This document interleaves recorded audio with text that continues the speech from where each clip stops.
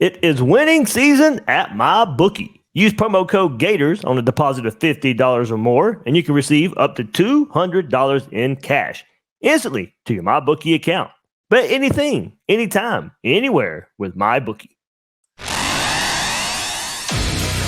Gators Breakdown, because there's never a dull moment in Gator Nation. The Gators Breakdown podcast is ready to go. I am your host, David Waters. You can find me on social media at GatorDave_SEC and at Gators Breakdown, bringing you, pretty special episode right here. Gator great quarterback Shane Matthews hops right here on Gators Breakdown, along with running back Montrell Johnson, thanks to Florida Victoria. So big time episode, two big guests right here on this episode of Gators Breakdown. Hit that like button, subscribe to Gators Breakdown if you haven't done so yet, right here on YouTube or your favorite podcast platform. Hey, and look, check out gatorsbreakdown.com for the latest on Gators football transcripts. Hey, even a little bit of basketball news there. Podcast, will be about football. Gatorsbreakdown.com. We can expand it out just a little bit. Basketball season opening up, some basketball stuff right there on gatorsbreakdown.com. And of course, you can join Gators Breakdown Plus. You get all the extras like the ad-free episodes. I know that's the big one. You get Discord chat. Take part in those chats right there on Discord. Extra episodes, newsletter, Q&As, giveaways, all that good stuff. Link is in the description to join Gators Breakdown Plus. All right, here we are, joined by Gator great quarterback and Florida football radio analyst Shane Matthews. He joins us right here on Gators Breakdown. Hey, you can also catch Shane on his own podcast, Pod Up with Matthews in the morning, right there every morning for you to check it out. Hey, Shane, thanks for joining us right here on Gators Breakdown. Anytime, David. Appreciate you having me. So first, I got to start off the field for a second.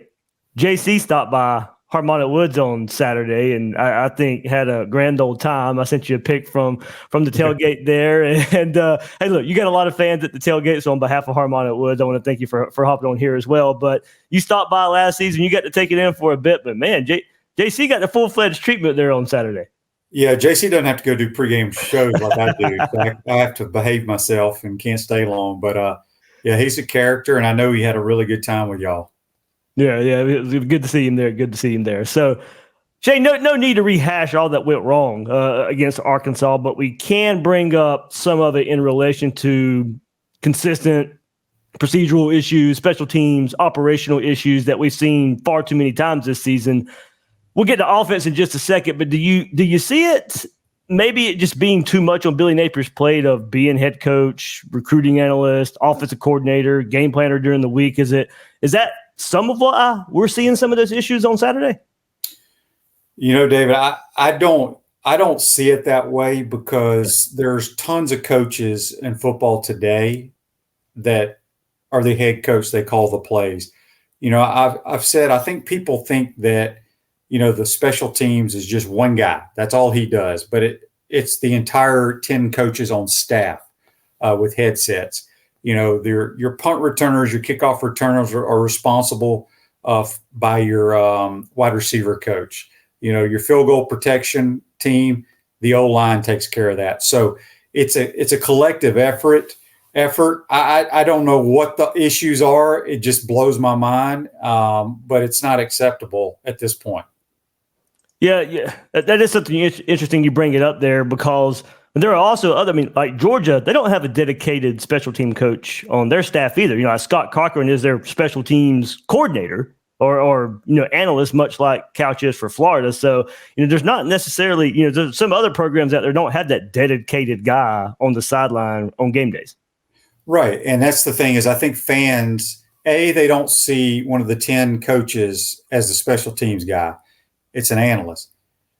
Regardless of what his title or where he's listed, it's all the coaches are involved in special teams. I have never in my coaching days or all my playing years, every coach on the staff outside of usually the quarterback coach, unless your quarterbacks are your holders, everybody has responsibility in the special teams department. Okay, so of course, I know you get it a lot. Hey, Billy Napier needs an offensive coordinator. I hear it. You hear it. We all hear it. First, I know you want to see the passing game opened up more, but is this offense still doing some good things in your mind. There's just a few tweaks that may be needed for the next step. And I guess separate from the previous issue, does Billy Napier need an offensive coordinator to get more out of his offense? Well, offense to me is not our issue. Could it be more explosive, more consistent? Absolutely. I think one thing as fans, we can always criticize play calling. It's easy to do. Yeah. My bigger concerns are other phases of the team. But, Billy got hired being a head coach and calling plays at Louisiana. Just because you go hire somebody, I don't know who there is to hire, quite honestly. Right. People are still going to complain, whoever that guy is, about his play calling. It's that simple. I mean, everybody complains about play calling. My only concern from an offensive standpoint is play your most explosive players until they're exhausted.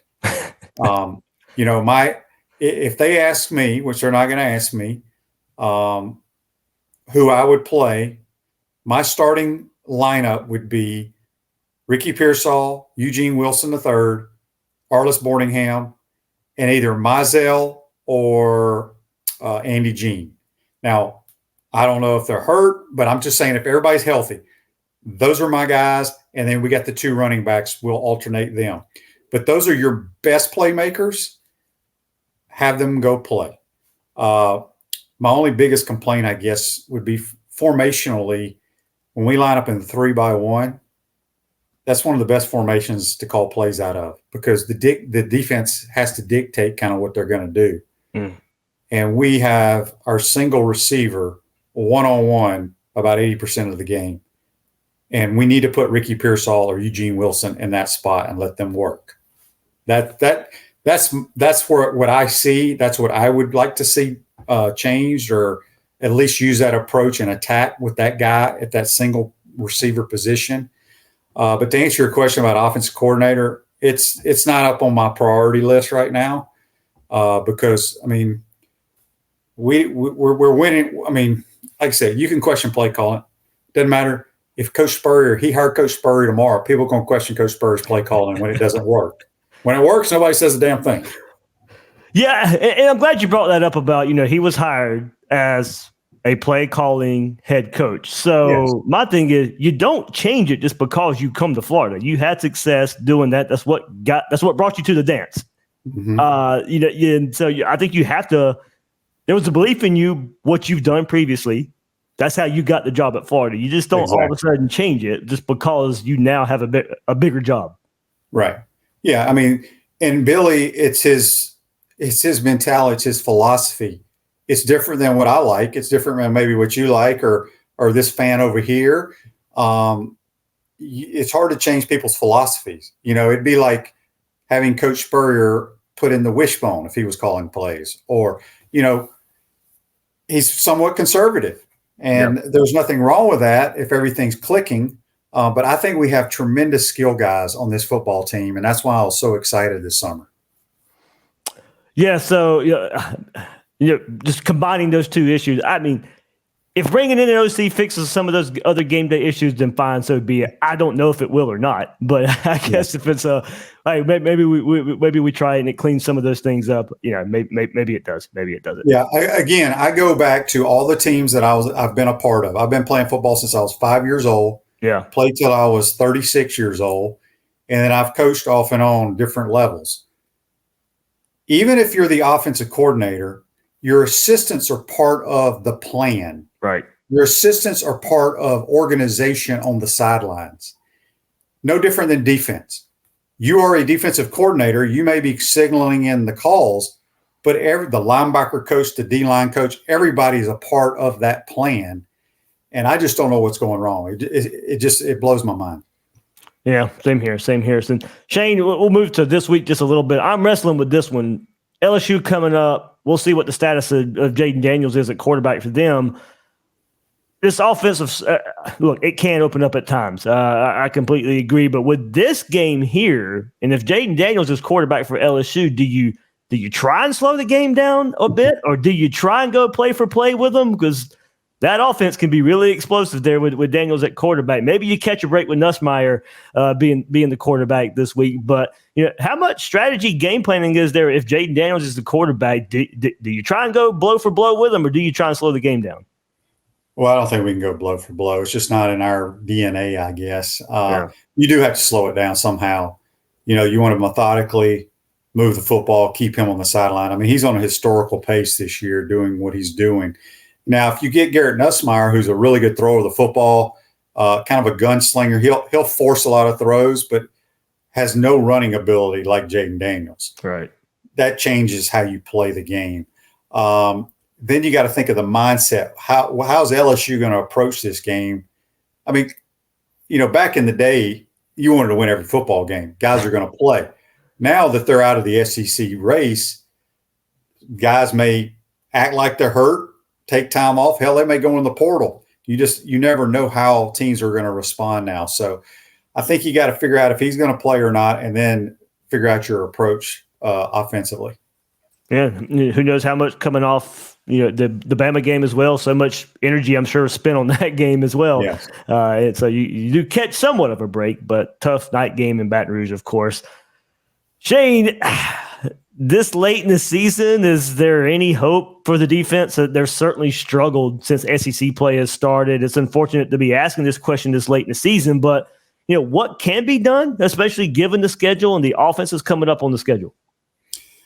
I mean, it's tough to watch. I mean, I mentioned on the broadcast the other night when we fell behind, but then with like 3 minutes to go, we got the ball and like 3 plays we scored on ETN's long run. I was like, dang, we scored way too fast, people. And then they go down and kick the field goal. So, I thought defensively going into the season, I thought we were a little bit better in the front 7 because the last 3 or 4 years we have not been good. We haven't been SEC caliber, in my opinion. I'm not sure if we're there yet either. I may have been fooled a little bit. I was too. I know people get upset on the back end when balls are complete, but if you can't pressure the quarterback and it turns into 7-on-7 when they drop back, it's hard to cover. We're not a big physical team either. And we've run into some physicality the last couple of weeks, obviously at Georgia, and then Arkansas. Say what you want to say with a head coach as an offensive line coach. He wants to be physical, and they ran it right down our throats. So Missouri's a physical team. LSU, not so much physicality. They're more finesse. So maybe we match up better with them. I think Gator fans need to hope Jaden Daniels doesn't play. That's where I'm at with that one too. Shay, how much do we weigh inexperience in your time in college and pro and in coaching high school level and different levels of – how much do we weigh the inexperience that Florida is playing with, especially on both sides of the ball, but lately on defense, and you had some new guys because some guys were injured this week on defense too, is how much can you, I guess for a lack of better way of putting it, just attribute to lack of experience being maybe the main issue there? Well, that is a true statement, but how many games have we played? 9? Right. Mm-hmm. Yeah. I mean, they say after like 5 or 6 games in the NFL, you're no longer a rookie. Yeah. I mean, look, it's football. We're not curing cancer here. It's football. Your assignments. Coach Spurrier always had a great quote. You play the way you're coached. And the key is know your assignments. If you're supposed to be in the A gap, go in the A gap. In high school, you could do your own thing and make plays, but you can't do that at this level. You'll get gashed. So, we've struggled tackling. We do have a bunch of young guys over there, but at this point in the time, it's just, after 9 games, I don't really consider anybody as freshmen anymore. Shane, a couple more thoughts from you. Is this team better than the team that took the field versus Utah?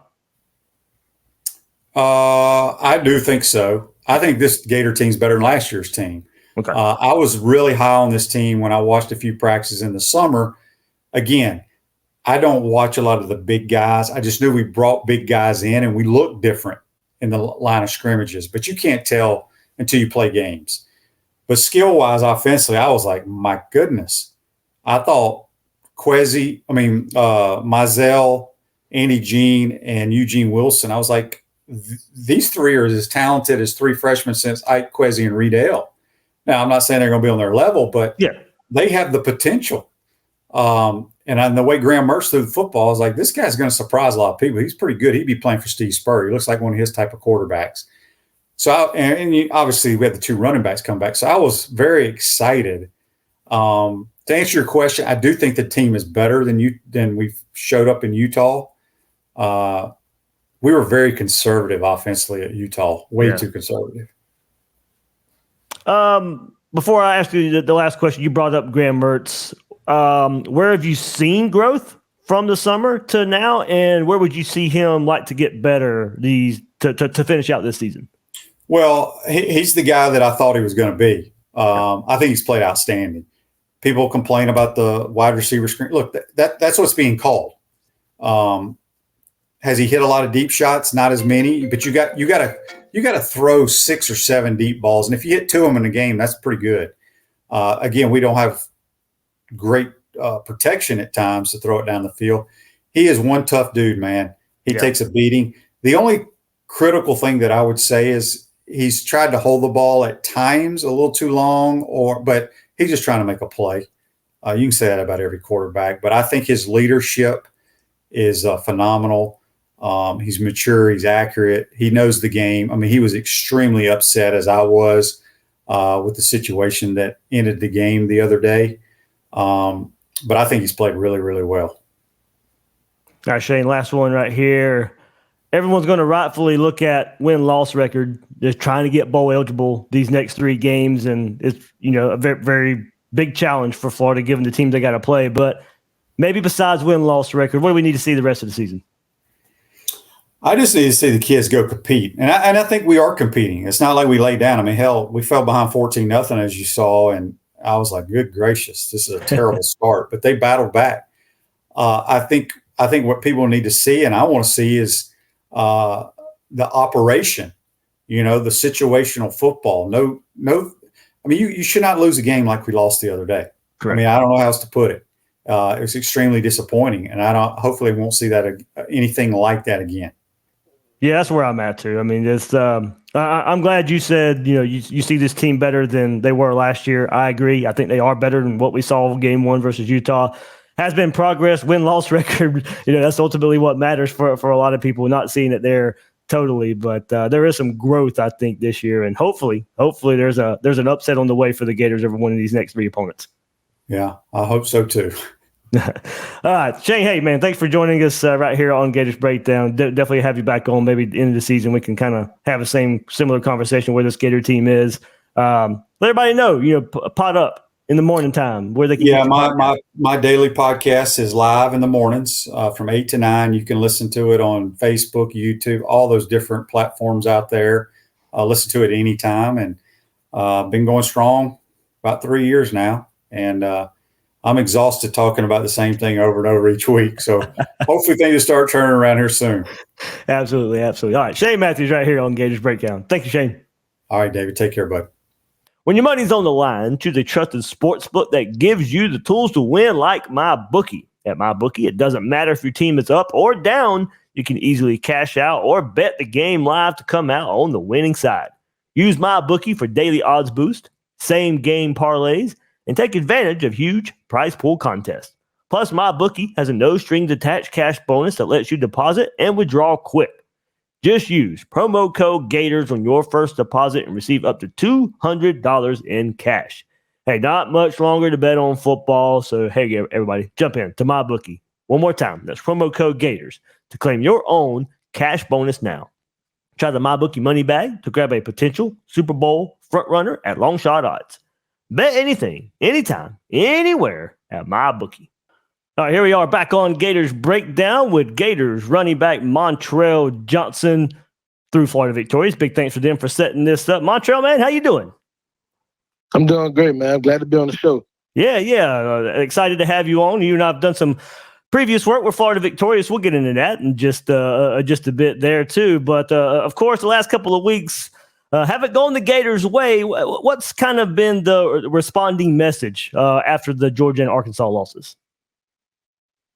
I would say like the locker room is just basically just kind of honing in on, just basically just trying to do our job. We know that we had 2 back-to-back, really bad losses. And I feel like that we're going into this next week with a chip on our shoulder, as we should for all the games. I feel like the message going into the locker room is that, a lot of these games has been on us. It comes down to one player not doing their job, and we just gotta hone in on those small details. And I feel like the message I have been trying to get to the guys is that I feel like we have the talent to take this thing all the way. All we gotta do is just clear up some small things. I feel like we'll be on the road. But like I said before, like it's up to us, man. Like only the Gators beat the Gators. Like no one ever beats us, and it shows out there. All right, Montrell, 3 games left, of course, and there's still a chance to get bowl eligible.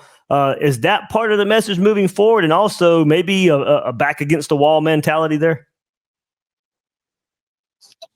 I wouldn't say exactly. I would just say that just go out there and just win the games. Not necessarily to be bowl eligible, just to go out there, not to lose. Like no one likes to lose. You know what I'm saying? I wouldn't feel like that. That's the message going into this next week or just going into the rest of the games. I feel like we're just focused on, just cleaning up the small details and just focusing on not trying to go out there and lose. That's basically it to it. There you go. I like that message. Just go out there and win a game anyway. It don't matter the reason why. Just go win a game. Hey, Montrell, this one coming up, LSU. First, it's a rival. It's a big rival for Florida anyway. But hey, man, for you, it's a return home a bit, and for you and Trevor as well. But how personal is this game for you? Growing up in that state, being in Louisiana, is this one a little more personal for you? I guess you can say that. I'll say it's a little bit more personal because I feel like out of high school, I should have been recruited by those guys. I kind of feel like I was, under-recruited in high school from all over, really. And I just feel like, when games like this come out, I feel like this is a great time for me to, showcase my ability, showcase why you should have took me at that time. And yeah. So there is a little personal feeling toward LSU, I guess. You got a lot of family planning on being there? Yes, sir. A whole lot of family. Did you? Would you? How many would you say? Did you have to get some extra tickets, or did they have to find some extra tickets out there to get in that game?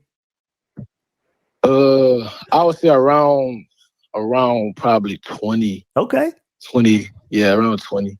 I hear you. So yeah, I'm looking for a big game from you Saturday night. Then I'm looking for one all the time anyway. But I know you're gonna have a little bit of chip on your shoulder with this one. So hey, let's get to a little bit of Florida Victorious, and then we'll get back to some football things. But hey, man, earlier this year, I saw you had a ribbon cutting for Habitat for Humanity earlier this year, and there's other charities you worked on as well. Is there a favorite one that you've been involved in through Florida Victorious and these charities that you've been doing out there?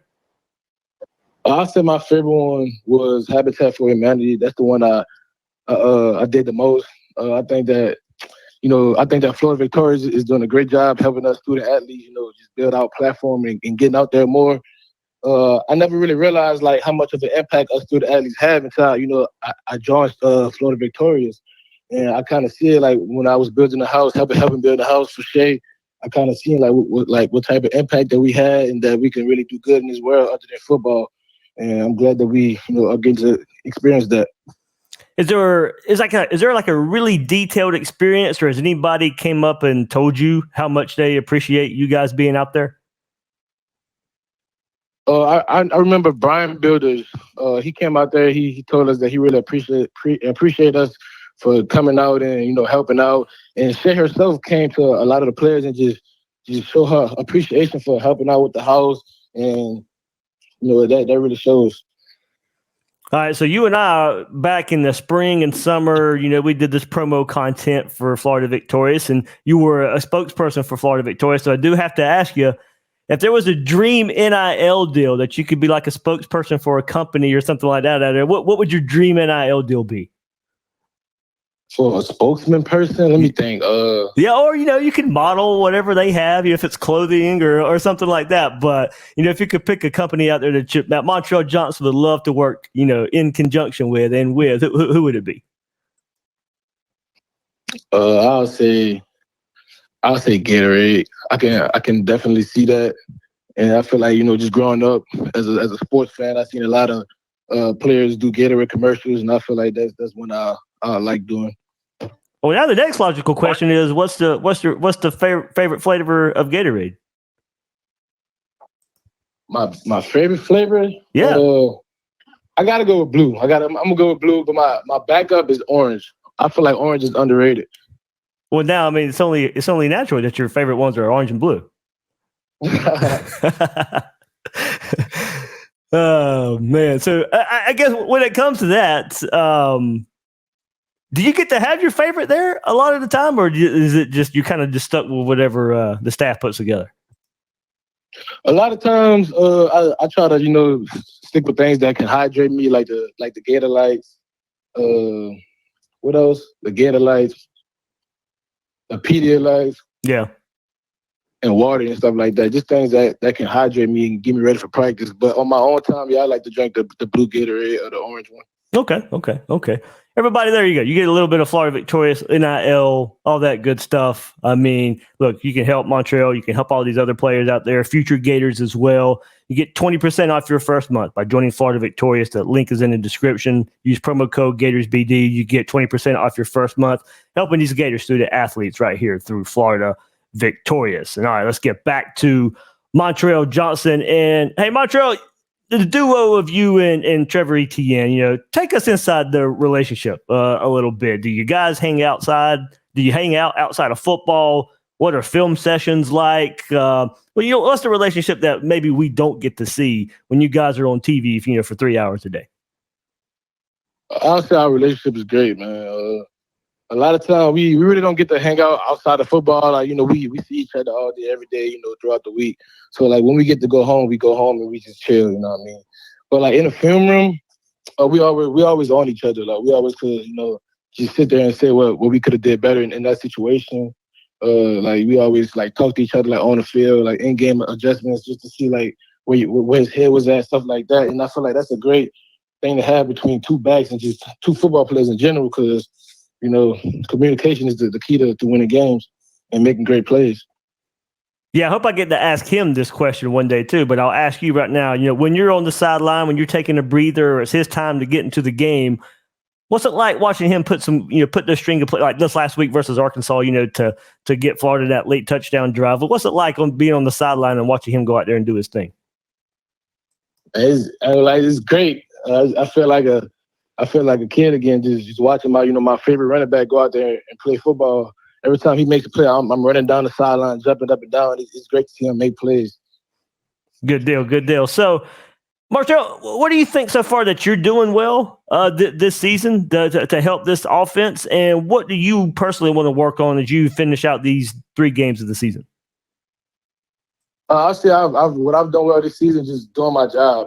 Just continue to go out there and pass block, run block for my teammates. Go out there and just, get the tough yards, get the first down, the short yardage, stuff like that. Things I feel like I can do better on, just running hard consistently. You know what I mean? Just being consistent throughout my game, throughout the rest of the season, like you said. And I feel like once I start back doing that, the sky's the limit. Montrell, I asked Coach Billy Napier about you a couple of weeks ago, and something we've seen this year is you being used as a lead blocker, and whether that be on a pass play or you as a lead blocker in a run play as well. How did that come about? Was that something that maybe has even been in the playbook since your days back at Louisiana, or maybe even last year at Florida? Was it something new Billy Napier put in the offense this year? How did that come about? Because, man, you're pretty good at it. I'm going to give you a lot of credit right there from something we didn't get to see you do a whole lot of. And now, we haven't seen it the last couple of weeks, maybe as we did, a few weeks ago. But how did that come about, and kind of what is your mindset as being that lead blocker? It came about as he kind of just threw the play in there. I think we always had it in since last year, but we just never called it for real. But he just threw the play in there. He just wanted to see, like, in practice, he wanted to see how it would work out, and and as you can see, it worked out pretty good. Like, every time I go out there to block, I just want to do the best I can do for my guys and make sure my guys got an open hole to make sure they can get through. Because I know if I'm running the ball, I want a clear hole, so it works vice versa. And that's my way of thinking going into it. And Montreal, part of blocking too is pass blocking. You briefly brought that up just a second ago. And look, we've seen this offensive line, struggle at times this year. Has there been more of an emphasis this year for you to help out there and putting it in the game plan for you to help that offensive line get some key blocks? Oh yeah, it's been more of an emphasis for me, just to get those chip blocks, those little chip blocks to help the O-line just out a little bit. Everyone needs it, and I feel like our running back Coach Luke has also emphasized that for us to also do. And I feel like I'm still working on that as well. And as the team progresses, this season, we've got 3 games left. What progress? I know the record isn't where, a lot of the fan base wants it right now, and I'm sure where you guys want it right now. But what is, maybe some marks of progress besides the win-loss record that you're seeing with this team? Some progress I'm seeing with this team is that we're going out there playing our hearts out. No matter the score, no matter, how many mistakes we make, we going out there and landing on the line. And that's what I really respect about this team. And, I don't wish to be on any other team because I feel like we go out there and play hard every Saturday, no matter what anybody else says, you know what I mean? And I like that about this team. Good deal. And hey, look, part of that, we have seen a lot of young players emerge. And hey, look, you did it at Louisiana as a freshman. Billy Napier put you in, trusted you as a freshman. We saw it with ETN last year. And we see it with Trey this year, Arliss as a redshirt freshman this year. What is it like being a young player under Billy Napier and you guys getting the playing time? Like, how hard is it to earn playing time as a true freshman and go out there and proving to the head coach that you deserve those snaps? Once you prove to the head coach that you deserve to go out there and play, deserve to go out there and showcase your ability on Saturdays, it's a confidence booster. I know for sure, like when my first game at Louisiana, I didn't think I was going to play it out. But when I got out there, I'm like, I'm out here. I got to do something. You know what I mean? I got to do something. And I feel like that's the same mentality with those guys, with Trey, like you said, Arliss. And I feel like it's the same thing with those guys. They feel like they got to go out there and make a play and don't let us down. Montrell, what is it like seeing Trey Wilson go out there and do the things he does? I mean, I know we heard about it all off season, and now we've getting to see it. Game by game, it seems like he's part of the game plan more. Is it still just scratching the surface of some of the things that he can do? Most definitely. I feel like he hasn't reached his full potential yet. There's most definitely more to come from him. I feel like once he gets more experience, more playing time, start getting the ball more, the sky is the limit for Trey. Montrell Johnson joining us right here on Gators Breakdown. And Montrell, let's go to you as a leader. Does it come naturally to you? And I just talked about you playing as a true freshman back at Louisiana for Billy Napier. But hey, last year you kind of had to be a leader in some ways because you knew what Billy Napier would kind of expected from a football team, and you transferred with him from Louisiana. So last year you had to help ETN a little bit as well. But now Trayon Webb comes in, and you have a lot more experience being a leader. And did it come naturally for you? I wouldn't say. I'd say no. It didn't come natural for me. I'm a quiet guy. I don't really talk a lot. In the team presence, I like to just stay to myself, stay quiet. But I will always lead by example. I feel like actions are louder than words. And so like this offseason, I have been working on just speaking more, like speaking to the team, just being more vocal. And I'm always going to talk to the running back. Just make sure they good, but just talking to the team more, just make sure. They respect where my mind's at and stuff like that. And that's what I've been working on from a leadership standpoint. All right, so I got to ask. Saw him this weekend a bit. We've been waiting for quite a while now, and those Gators in those black jerseys. What was your thought on the black jerseys? I was the whole game. I'm just like, man, we look good. Like, we look good. I know it's been a long time coming for the Gator community just to see those black jerseys, and I feel like everyone enjoyed them, and I feel like the outcome kind of took away from that. So I don't even want to talk about that. Okay, I got you. And I respect that too. I respect that a lot too. Personally, for you, when we're talking about jerseys, hey, look, number 2 at Florida. Yeah, number 4 at Louisiana. Was there any significant to the number 2 that you have at Florida, and maybe the number 4 you had back at Louisiana? No, sir. I just wanted a single-digit number. No, nothing really to it. Okay. Was there? So no, you're not a big number guy then. No, sir. Okay, not at all. Hey, that's different, man. I'm glad to hear that. I know there's a lot of players out there who have that number that they absolutely have to have, and there you go. You just want to play football, man. Fact. A fact. There we go. Hey, pregame routine. Is there anything that you have to do pregame to get ready for a game? And look, I know, speaking of the black jerseys and stuff, we saw that nice picture of you and ETN kind of jump manning before the game.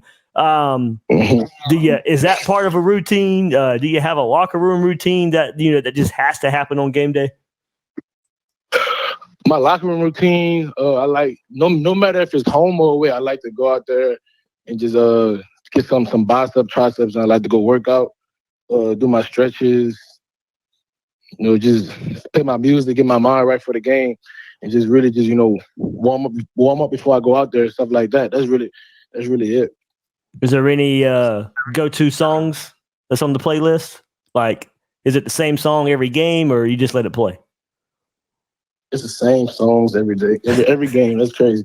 I like to play "Shine" by Meek Mill, and it's this one song by Future. I forgot what it's called though, but they was playing it in the Creed movie. I forgot what it's called. Okay.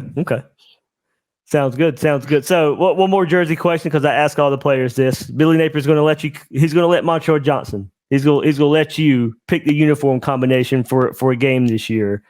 You could choose from. I've been waiting on this question. Okay, there we go. All right, so orange helmet, blue helmet, white helmet. You got any of those colors on the jersey combination as well? What's Montrell Johnson picking? I was thinking. Hit me up. I'm gonna go game for game right now. Oh, okay.